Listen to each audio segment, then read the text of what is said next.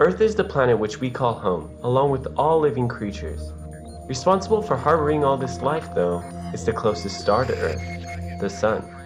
The Sun has been around for 4.6 billion years, but it won't be around forever.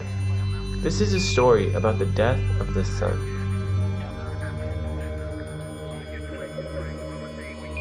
After about 10 billion years on the main sequence, fusion exhausts the hydrogen in the center of the Sun. Therefore, its core internal pressure diminishes because temperatures are not yet sufficiently high to fuse helium into heavier elements. Explained by hydrostatic equilibrium, gravity pulls the core in, heating it up again. Hydrogen begins to burn more vigorously in the now hotter shell around the core. The new energy causes the outer layers of the Sun to swell by a factor of 10 or more. When the Sun reaches this stage, its diameter will be about 60 times its current. Only about 3000 Kelvin, the solar surface will be relatively cool for a star, so it will appear reddish. Such a star is called a red giant. The Sun will be in this stage for about 1 billion years, 10% of its entire life on the main sequence. The contracting core eventually becomes so hot that helium will start fusing into carbon and oxygen nuclei. But this stage will only last a brief time, perhaps 100 million years. During this time, the Sun becomes slightly cooler and fainter.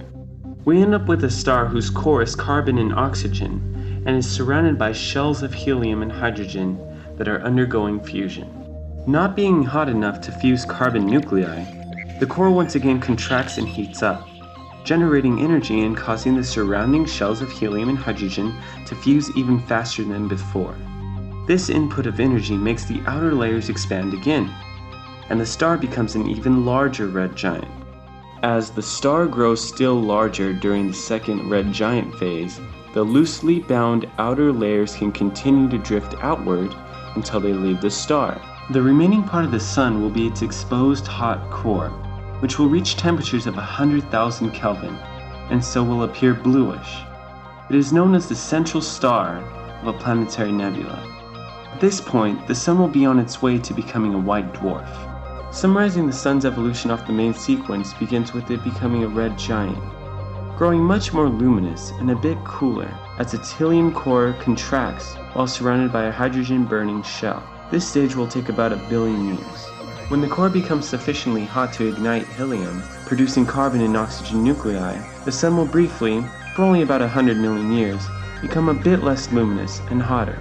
It will subsequently become an even larger red giant, growing even more luminous and slightly cooler as the carbon-oxygen core contracts while surrounded by helium-burning and oxygen-burning shells. The Sun will then lose its outer envelope of gases through winds and gentle ejections, producing planetary nebulae and revealing a hotter surface. The luminosity, however, will stay roughly the same as the burning shells of hydrogen and helium generate the energy. Thus, the Sun will quickly move to the left in the temperature-luminosity diagram. When the contracting Sun reaches roughly the size of the Earth, pressure from electron degeneracy will dominate completely, thwarting further contraction. However, the Sun will continue to cool, making its way to becoming a white dwarf.